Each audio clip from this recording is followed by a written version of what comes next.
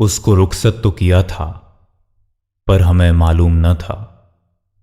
मानो सारा जहां ले गया, जहां छोड़ के जाने वाला। संजीव, तुम्हारे नाम में ही है समता, तुम्हारे नाम में ही है जीव। इन दोनों के लिए ही तो अपने पूरे जीवन का जर्रा जर्रा लगा दिया तुमने। दृष्टि में त्रिकाली जीव द्रव्य हो और पर्याय में प्रकटे समता, इसका ही शंखनाद करने वाले मानो एक साकार स्वरूप थे आप संजीव। पंडित टोडरमल जी, जयचंद जी छाबड़ा, दौलत राम जी कासलीवाल जैसे दर्जनों विद्वानों की जन्मस्थली रही ढूंढार क्षेत्र की भूमि वर्ष 1976 में एक बार फिर गौरवान्वित हुई, जब इसी जमी पर महेंद्र और मंजू गोधा के घर सौम्य सी निश्चल छवि लिए एक बालक का जन्म हुआ।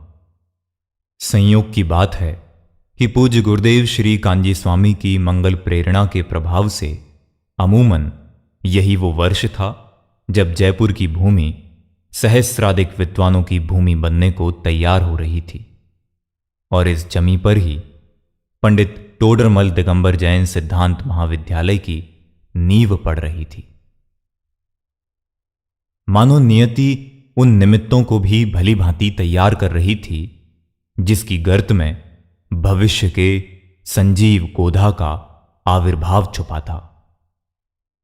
पाठशाला में बालबोध वीतराग विज्ञान पढ़ते हुए इस अबोध बालक में तत्वज्ञान के ऐसे संस्कार पड़े जिसके चलते लौकिक शिक्षा तो महज नाम की ही रह गई और आध्यात्मिक शिक्षा इस बालक के जीवन का ध्येय बन गई। फिर क्या था? जैन आगम के गूढ़तम सिद्धांतों, आगम के चारों अनियोगों, न्याय आदि का अध्ययन कर और पूज्य गुरुदेव श्री के प्रभावना योग में अध्यात्म से भीग कर अल्पवय में ही एक ऐसा विद्वान तैयार हो चुका था जो डॉक्टर हुकमचंद भारिल का प्रिय शिष्य बनकर पंडित टोडरमल जी की गादी से तत्वज्ञान को जन सामान्य के सामने परोसकर 350 वर्ष की समृद्ध परंपरा को आगे बढ़ाने के लिए तैयार था। वक्त आगे बढ़ा और संजीव का कारवां भी उससे भी तेज गति से बढ़ता चला गया। गृहस्थी बढ़ी, लेकिन वह भी तत्वज्ञान को पोषित पल्लवित करने वाली ही रही। संजीव को मिली संस्कृति ने इनकी प्रकृति को और निखारा और आखिर तक तत्वज्ञान के मार्ग में एक योग्य सहधर्मिणी का दायित्व निभाया। अब हमें यकीन है कि इन्हीं के नक्शे कदमों पर चल आपका ही अक्स हमें आर्जव के जरिए देखने को मिलता रहेगा। जमाने ने इस विद्वान की प्रतिभा तो समझी ही, पर अंतर की विशुद्धि भी जानी। यही वजह है कि जिन धर्म को मानने वाला ऐसा कोई वर्ग बाकी ना रहा जिसे संजीव की संजीवनी ने प्रभावित न किया हो। तुम्हें जानते थे बखूब, तुम्हारे होते हुए भी हम, पर बहुत कुछ तेरी हस्ती को तेरे बिखर जाने के बाद जाना। अब देश की सीमाओं का दायरा इनके लिए नाकाफी था और संजीव अब दुनिया के हर महाद्वीप में जिन शासन का डंका बजा रहे थे, जैसे सरहदों पर तैनात सैनिक मां भारती के लिए सब कुछ समर्पित कर तैनात रहते हैं, ऐसे ही संजीव ने मानो जीवन का हर क्षण सिर्फ मां जिनवाणी की सेवा के लिए ही समर्पित कर दिया हो। और इसमें फिर चाहे अपना पुत्र का बाल्यकाल देखना हो, परिवार उत्सव हो, लौकिक महत्वाकांक्षाओं को पूरा करना हो, सब कुछ न्यौछावर कर दिया।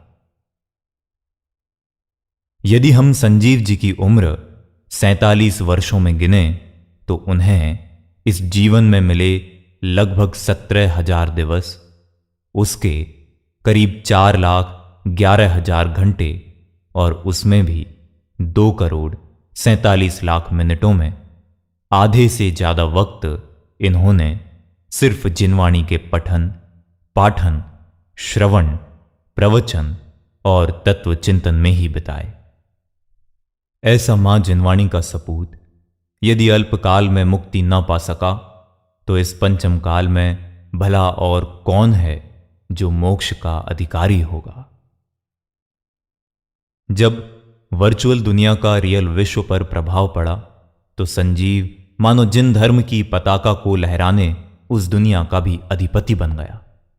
यूट्यूब, फेसबुक पर हर रोज एक शिविर ही उनके साथ लगने लगा, जिसमें 3-4 हजार लोग सीधे तत्व ज्ञान का रसास्वादन लेने लगे। कोविड ने जब दुनिया को घेरा, लॉकडाउन के चलते दुनिया घरों में सिमटी, तब सबसे पहला वैक्सीन समझो संजीव ही लोगों के लिए लेकर आया और दिन में 3-3 टाइम लोगों को श्रुत रूपी अमृत से भिगोकर भयमुक्त किया। या आलम देख, याद आती हैं कुछ पंक्तियां। हुआ है तुझसे बिछड़ने के बाद ये मालूम कि तू नहीं था, तेरे साथ एक दुनिया थी।